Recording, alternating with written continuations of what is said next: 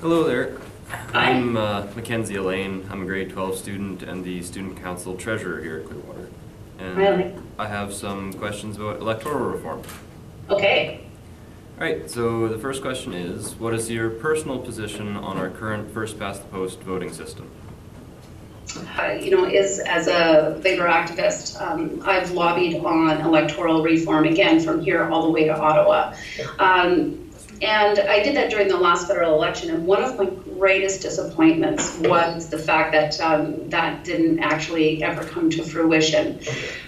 But, as a result, though, I'm actually really satisfied with our platform where we plan to hold a referendum rather than making it our platform.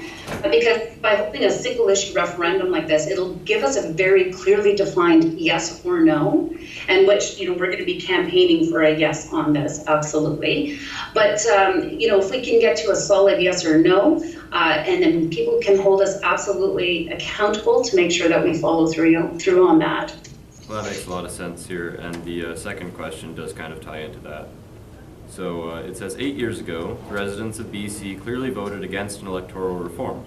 And after Trudeau had announced that 2016 would be the last first-past-the-post election, the feds have abandoned their promise, stating that there is no appetite for electoral reform amongst Canadians.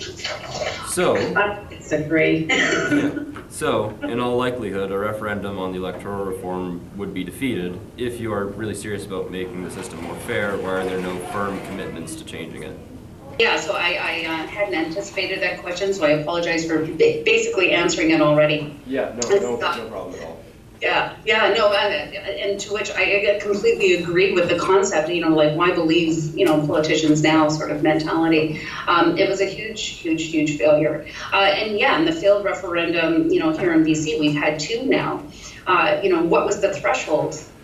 People spoke. It was more than 50%, and they still refused to put it through. But here's the thing, though, is that in BC, and especially after those referendums, and then with our being such a huge electoral issue in the federal election, I believe that British Columbians are absolutely ready to say yes on this issue.